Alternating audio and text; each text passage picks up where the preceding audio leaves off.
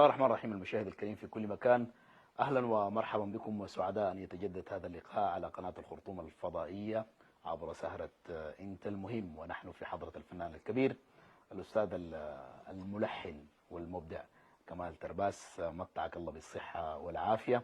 ونحن سعداء أن نتجول معك في هذه الذاكرة الزاخرة بالمواقف والذكريات والألحان والكثير من الصور والمشاهد. حبابك عشرة. مرحب أخذ فير لك التحية، وأنا سعيد جدا بحضوركم. نعم، شكرا جزيلا. كيف الأيام الماضية ومتابعاتك لأنت المهم؟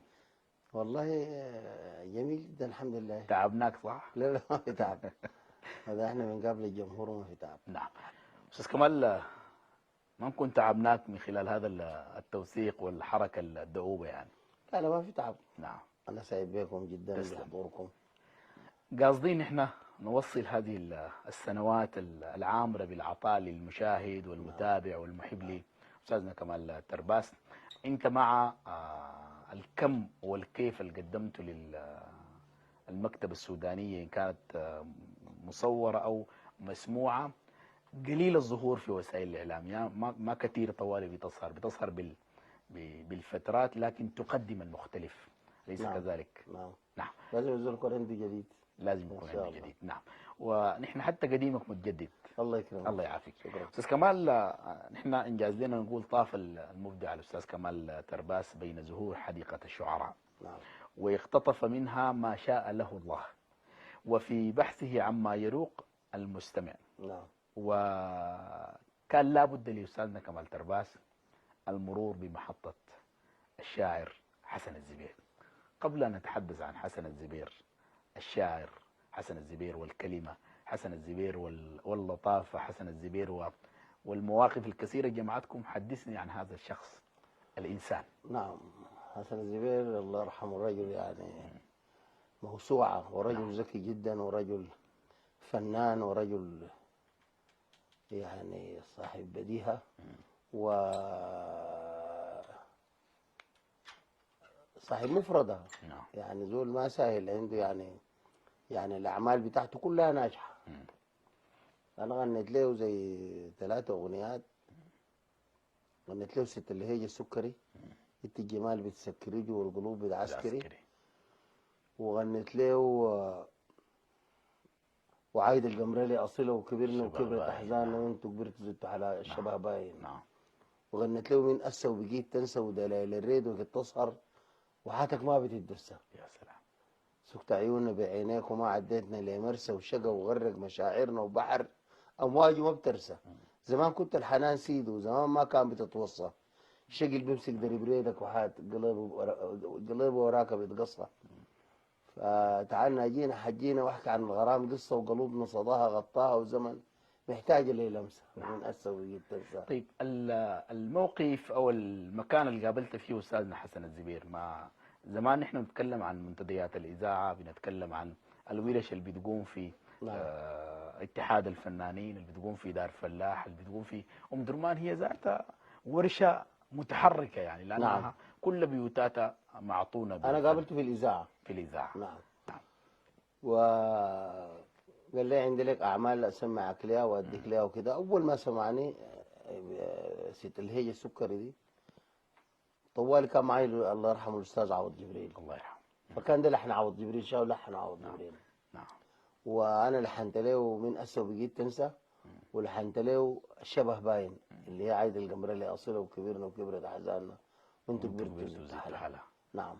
واغنياتك كل ما تقدم، وكل ما تمشي عليها السنوات بتزيد حالة زي الشبه بتاع او حديث استاذنا حسن الزبير.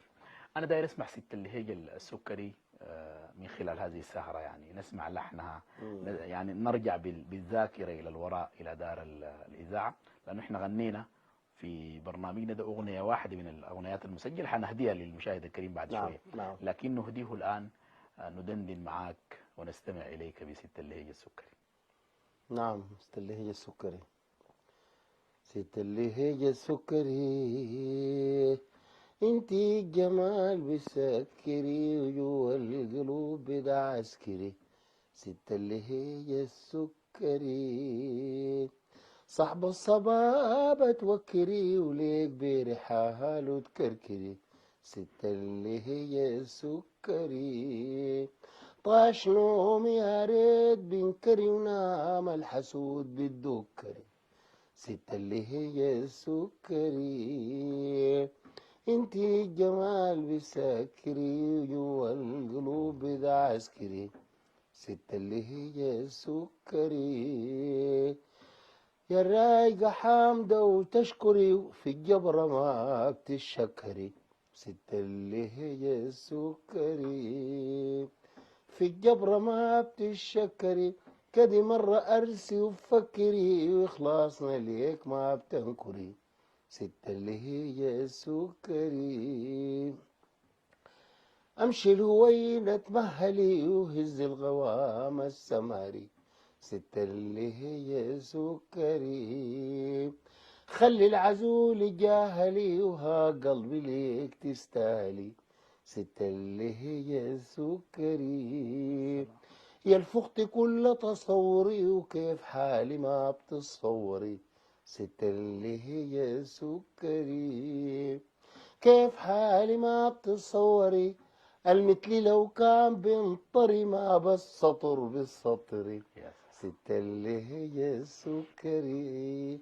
الله يرحمك يا الله حسن يرحم حسن الزبير، والله الزبير يرحمك وعوض يا عم جبريل. جبريل. الأيام دي كانت مترعة بالمعاني نعم ومترعة نعم نعم بالجمال. نعم. يعني كونه الأغنية دي يكتبها حسن الزبير ويلحنها عوض عوض جبريل، نعم جبريل ويغنيها كمال ترباس، نعم. دي أضلع يعني كاملة الدسم. الله يديك العافية. ويستمع لها مستمع سوداني نعم مختلف، نعم محب نعم. لا لا، للكلمة، محب أغنية يعني لقيت للرصانة رواج يعني. ووصلت الناس الحمد لله، مم. والثلاث أغنيات اللي غناهم وصلوا للناس يعني.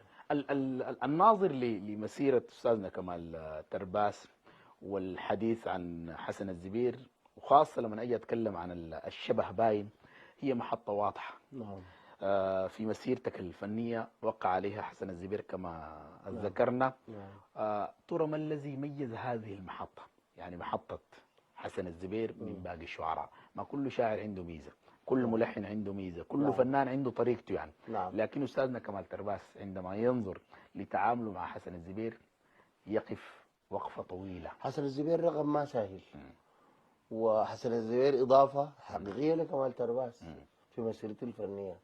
إضافة يعني حقيقة، ما أنا ذات يعني ما سهل بالنسبة لي، لأنه أنا أتعامل حتى أنت السنة دي بتتكلم عن الشعراء، بيديك يعني أنت بيديك باور.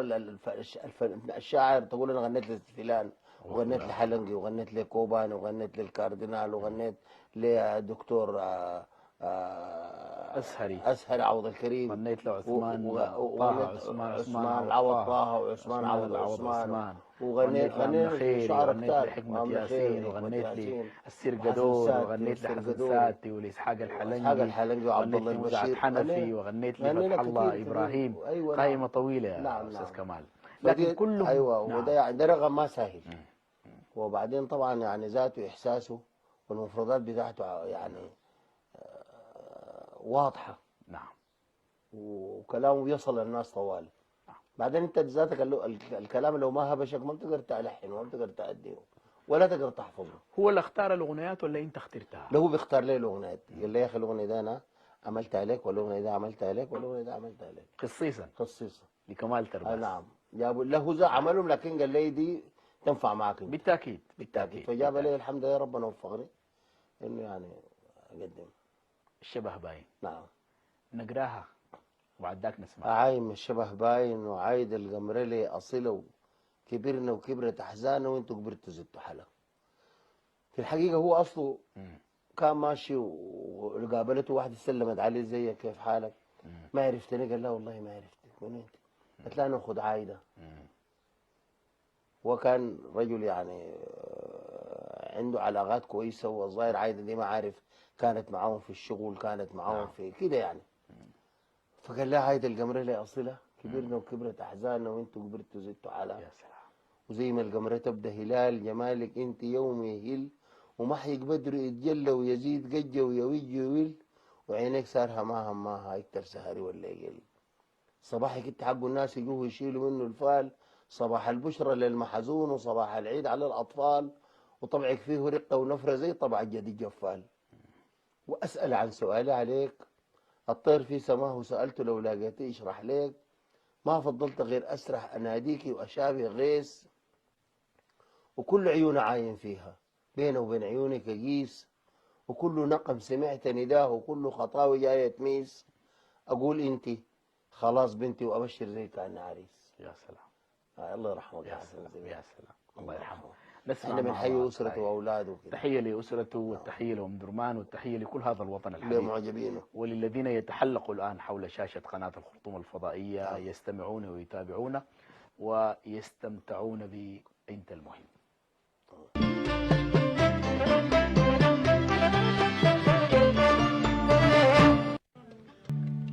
مرحبا بكم يا الأحباب، وتحية وتقدير واحترام للذين ينضموا إلينا الآن متابعة ومشاهدة. نحن نتحدث عن محطة حسن الزبير الشاعر، حسن الزبير الإنسان، حسن الزبير المحب لأم درمان وللجمال وللعطاء ولكل ما هو له علاقة بالفن. نعم. الأستاذ حسن الزبير دائما ما يتحدث من خلال الأغنية اللي احنا استمعنا لها الآن كأنما هو يرثي شبابه. على الرغم من هو أنه تلميذ بشير عتيق. نعم، على الرغم من أنه كلمته ظلت شابة نعم. وروحه شابة ورشيقة إلى آخر أيامه. بما نعم. تعلق طالما أنت ضميت لحسن الزبير محمد بشير عتيق، نتكلم عن المحطة دي يا أخي الكلمة حسن الشابة الزبير الروح. يعني نعم. أسلم تجيب أغنية ما بنختلف الغناء الله يرحمه أستاذ خوجة خوجة العثمان عثمان، الله يرحمه. نعم. بحيي أسرته. نعم. دي أغنية ما سهلة. دي تكفي بس إنه لو عمل مثلا الأغنية دي وقعد كده حسن الزبير خلاص وصل محطة كبيرة. محطة كبيرة ما سهلة. أي عمل له كان محطة كبيرة، وكل عمل كان مميز بيختلف عن الثاني، وبيديك له زي اللي بتديك له ملحن. حسن الزبير يعني إن شاء الله يعني في ميزان حسناته. نعم. الشيء اللي قدمه لنا. طيب الحديث عن حسن الزبير برضه كان عنده ثنائية مختلفة مع خوجة عثمان. نعم. وأنا من خلال تطوافي داخل المنزل العامر هنا أو الفيلا في الكباشي ونحن ندير هذا الحوار، وجدت أن إرشيف أستاذنا كمال ترباس يعني ما شاء الله يعطيك كل السنوات والمراحل. نعم. ومتدرج. نعم. ففي صور جمعتك مع خوجة العثمان، يعني خوجة للإنسان وخوجة للفنان وخوجة للأداء المختلف. خوجة والشفيع وخوجة وعثمان حسين. نعم. وخوجلي وعثمان حسين والشفيع وعبد القادر سالم. ودي كلها موجودة يعني لنا ذكريات، ودي كلها إرشيف. في غنى مثلا غناه أغنية غناها خوجلي تمنى مثلا أستاذنا كمال ترباس أن يغنيها محبة في الأداء اللي قدم به الفنان الأغنية المعينة. يعني مرات الزول بيكون راقد كده بيتخيل نفسه لو أدى الأغنية دي بتكون بهذا الشكل يعني أو أنا والله ضد عاجبه. الكلام ده، لأنه الناس بيفتكروا إنه يقول لك أنا والله دي لو غنيتها كانت أتمنى تكون حقتي. دي أنانية ساكت. يعني ما بتقدر يعني هسه خوجة العثمان ما بنختلف دي إحساسه ده أنا ما بقدر أقدمه. يا سلام. ما بقدر له، لأنه إحساسه منطقة الأداء بتاع الصوت بتختلف، إحساسه بيختلف، تفكيره بيختلف، المرحلة الانتقالية في الأداء بتاعه بيختلف. نعم. فما بتقدر كل زول يقول لك والله انا الاغنيه اي الاغنيه جميله ونعم معجب بها اوكي معجب بها هي، لكن ما بتقول والله انا غني احسن من سيدي، لان هي نعم. لو ما فعلا الاغنيه وصلتك انت من خلال ادائه لما كان يعني حبيتها او درتها او كده. نعم. طيب لو انتقلنا برضو في هذه الحلقة من محطة حسن الزبير الرحمة والمغفرة وتقديرنا له مستمر بالتأكيد. نعم. التوثيق بيجعلنا برضو نتحدث عن شخصية ربما تكون مقلة في عدد الأغنيات لكن القدم مختلف. محمد طاهر شيخنا. نعم. محمد طاهر شيخنا الله يرحمه. الله يرحمه. حي أسرته وحي أولاده. وهو كان صديق للأستاذ محمود فلاح. نعم. كان في المحطة الوسطى. كان عنده كشك بتاع جرايد، بيبيع الجرايد، وبيجي بعد ينتهي بيجينا في دار فلاح يقعد يتونس معانا. نعم. فأداني الأغنية بتاعت رنة المزمار. رنة المزمار. أي. فأظهر عمت مشاعرنا افتكر برضه حقته. بعدين قال لي لا أنت غني لي الأغنية دي. قلت له أنا ما حافظها. فلاح قال لي أنا حافظها بحفظك. لا وحفظها الأستاذ محمود فلاح الله يرحمه وغنيتها، لكن الناس ما رددتها. أي. لأنه انت أغنية انت صعبة. ذاتك ما قاعد تأديها كتير ولا ما غنيتها كثير لا. فعلا، لكن سجلت إن شاء الله عليه. حغنيها لك نعم بالتأكيد. إن شاء الله. كلماتها بتقول شنو؟ زي رنة المزمار، نغمة صداها، سجعت بلبل الدوح، كده يعني، لأن الأغنية ذاتها كبيرة وطويلة وكده، لكن نغنيها بالأوركسترا نعم. ونسمعها ونهدأ نحيي الفرقة ونحيي من نعم. كتب هذه الأغنية الرائعة، ونحيي أسرة فلاح. ونحييك ونحيي هذا الأداء المختلف. الله رنة المزمار محمد طاهر نعم. شيخنا ومحمود فلاح وأستاذنا كمال ترباس.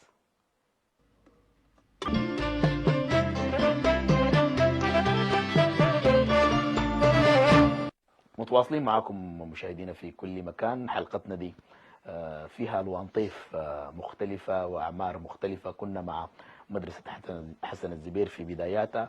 في منتصف الحلقة تحدثنا عن محمد طاهر شيخنا. الآن أريد أن أقدم للمشاهد الكريم من خلال أنت المهم واحدة من الأغنيات اللي نحن في بدايات حلقاتنا قلنا فيها بر وفيها تقدير للوالد. نعم. أبوي إن شاء الله لي تسلم. تاني رينا راجعين لأستاذنا عبد العال السيد، لأنه الحقيقي غنيت وأنا له كم برضه. أغنية، فمجرد نتكلم عنه في حلقة واحدة ما بيكفي. ربما الأغنية تجيب سيرته نعم. والحديث نعم. عنه يعني. نعم. فأبوي إن شاء الله أغنية لي تسلم. ومحطة مهمة يعني. نعم. أبوي الطيب الإنسان يا دراك سيوف الهم، أنت إن شاء الله لي تسلم. حنين كلك سماحة وفال، وفيك مهابة الأبطال، والقلب الكبير يا يابا فيه براءة الأطفال، وأنت إن شاء الله لي تسلم. ملان حنية يا يابا، وإرادة تفتت الصخرة، وعامر ديمة بالإيمان، وزي الواحة في الصحراء تدل التايه الطشة، وتبقى قداحة للضيفان تعشي لسه ما دعشة، وأنت إن شاء الله لي تسلم. أبوي قادوا السواق النيل ونخلات انتهش للدنيا شارباتها بريب الليل، سديد رايك أبوي يا براي، وهي قلبك تملي معاي، ومهما أقول عليك من قول أبوي ما بوفي لك غناي، وأنت إن شاء الله لي تسلم.